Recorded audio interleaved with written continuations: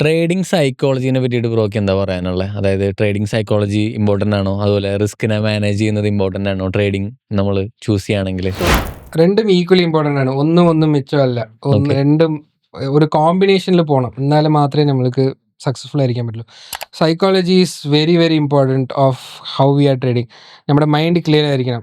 Like ഒരു ആങ്സൈറ്റിയോ ഒരു ഡിപ്രസ് സ്റ്റേറ്റിലോ നമ്മൾക്ക് എല്ലാം വരും. അത് കുറച്ച് സ്ലോ ബിൽഡപ്പ് ആവണം ടോളറൻസ്. അപ്പോൾ ആദ്യം ഒരാൾക്ക് ട്രേഡ് എടുക്കുമ്പോൾ സ്റ്റോപ്പ് ലോസ് അടിച്ചു കഴിഞ്ഞാൽ ഒരു വിഷമം ഉണ്ടാകും. അത് എല്ലാവരും എക്സ്പീരിയൻസ് ചെയ്തത്. അതേ ലൈവ് അക്കൗണ്ടിൽ അത് ഒരു 10x or 50x ആയിരിക്കും. ഒന്നും ചെയ്യാൻ തോന്നില്ല. ചിലപ്പോൾ എക്സ്ട്രീം ആയിരിക്കും.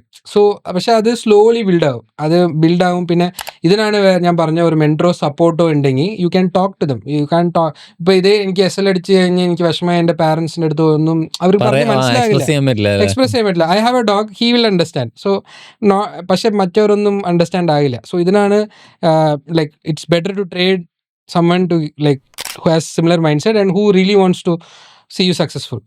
ഓക്കെ, ഇത് ഇമ്പോർട്ടൻ്റ് ആണ്. പിന്നെ നിന്റെ ലൈഫോ വർക്കോ സ്ട്രെസ്ഡ് ആണെങ്കിൽ അന്ന് ട്രേഡ് എടുക്കണ്ട. അന്ന് ലെറ്റ് ഇറ്റ് ഗോ.